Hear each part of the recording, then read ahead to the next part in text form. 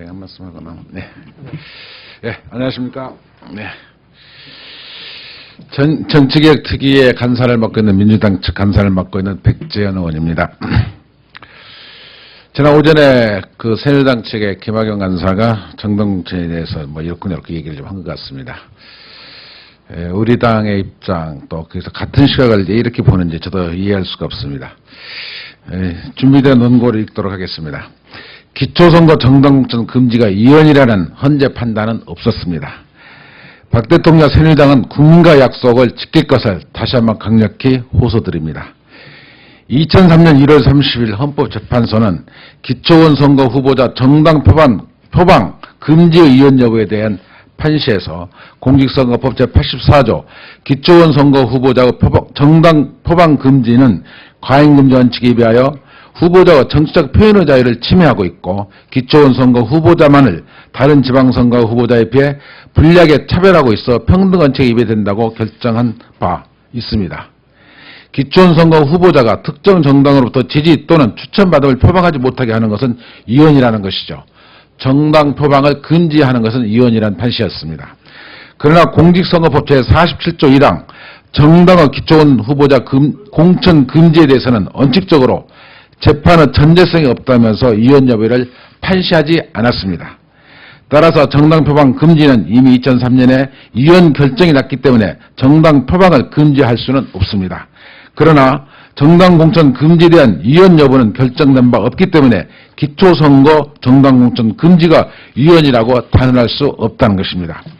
그럼에도 불구하고 새누리당은 2003년 기초원 선거 정당 표방 금지에 대한 이연 판단을 정당 공천 금지에 대한 이연 판단이라고 국민에게 호도하고 있는 것입니다.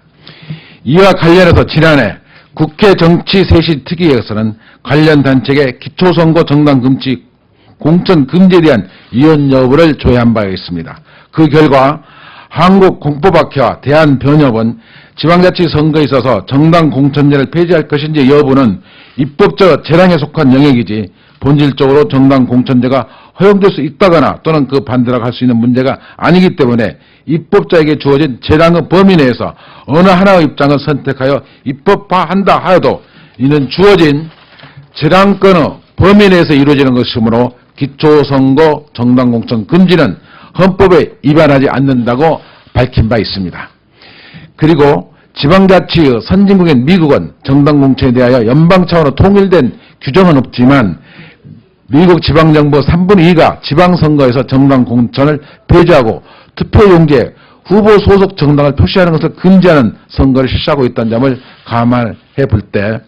감안해야 할 것입니다. 따라서 기초선거에서 정당 공천을 배제하되 후보자와 지지 정당 표박을 허용함으로써 얼마든지 이런 문제를 해결할 수 있는 것입니다. 새누리당은 기초선거 정당 공천 금지가 이어지려는 것을 거짓말로 국민을 현혹하려 하지 말고 기초선거 정당 공천 금지를 전제로 한 지방선거제도 개선 방안을 제시해 줄 것을 다시 한번 호소드립니다.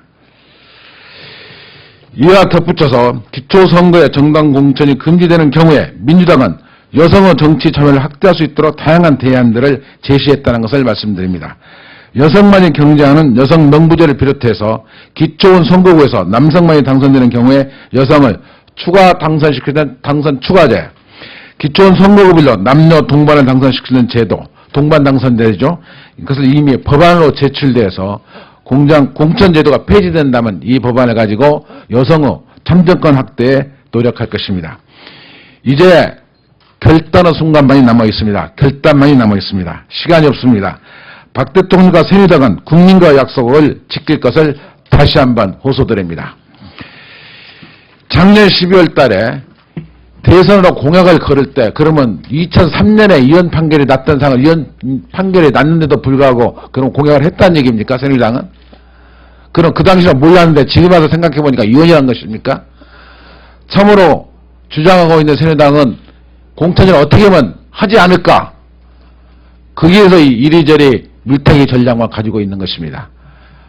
정확하게 새누리당 입장을 밝혀야 될 것입니다. 마치 정개특위에서 논의하면 될 것처럼 얘기하면 정개특위의 논의는 대단히 한계를 갖고 있습니다. 새누리당 지도부나 또 청와대는 대통령께서는 지난 연말에 대선 공약했던 입장을 분명히 밝혀야 할 것입니다. 공약을 파기하면 파기한다고 국민에게 정확히 선언하고 국민에게 사과해야 되는 것이죠. 그 입장을 분명히 밝힐 때가 이제 됐다. 더 이상 시간이 없다는 말씀을 드립니다. 우리 의원님 다시 말씀 드리겠습니까? 자, 질문 있으면 받도록 하겠습니다. 예. 이제 박근혜 대통령께서 공약을 지켜야 한다는 그런 국민께 말씀을 드려야 하는 그런 시점이 왔다고 이렇게 생각을 합니다. 한 가지만 덧붙이고자 합니다. 교육감 선거 직선제가 우리 법입니다. 최근 새누리당은 이 교육감을 임명제로 하려는 그러한 잘못된 방침을 가지고 국민들을 호도하고 있습니다.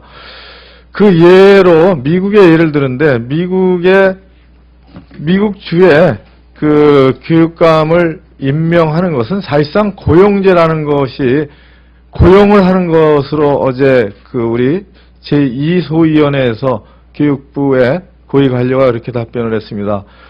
미국의 교육감은 임명제가 아니라 고용제고 고용제에 따르는 이 사람들의 연봉은 미국 대통령보다 많고 주지사보다 훨씬 많은 연봉이 20만 불 이상인 사람들로 그 교육 진지도를 높이기 위해서 고용되는 사람이라는 것이 어제 이렇게 교육부의 설명이었습니다.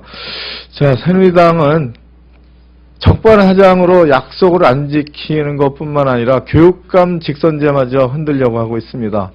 제발 정신 차리고 대통령 선거 때 약속했던 기초 선거에 있어서의 정당 공천 배제를 꼭 실천하는 그러한 국민 담화를 해주시기를 대통령께 또 당부드립니다. 이상입니다.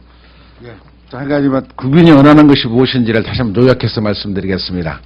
국민들은 네 가지를 이야기하고 있습니다. 첫째, 기초선거에서 정당 공천을 폐지하라 하는 것이 국민들의 여론이고 바람이고요. 두 번째, 이제 시행되지 얼마 되지 않은 교육감 직선제를 흔들지 말라는 것입니다. 세 번째는 투표 시간을 연장해 달라는 것입니다. 네 번째는 투표 연령이 19세인데 18세로 낮춰 달라는 것입니다. 34개국이 OECD 국가 34개국 중 유일하게 19세로 되어 있는 나라는 대한민국 하나뿐입니다. 32개국이 18세로 이미 연령이 낮춰졌고 일본이 20세로 되어 있던 것을 최근에 국민투표와 관련돼서 18세로 낮추는 것을 진행하고 있습니다. 이제 OECD 34개국 중에 유일하게 대한민국만이 선거권 연령을 19세로 제한하고 있는 것입니다. 공천제를 폐지해달라. 교육감은 직선제를 흔들지 말라. 그리고 투표 시간을 연장해달라. 그리고 선거 연령을 18세로 낮춰달라. 이것이 국민들의 요구인 것입니다. 이 요구에 새누리당은 답변해야 됩니다. 이상입니다.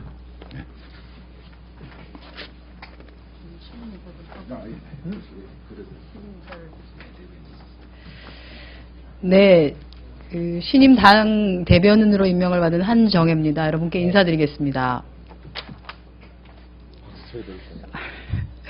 그 오전에 당대표 수행 때문에 제가 오전에 같이 인사를 못 드렸는데요.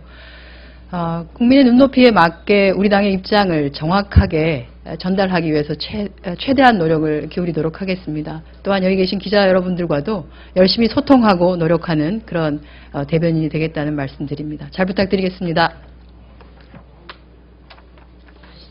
감사합니다. 옆에서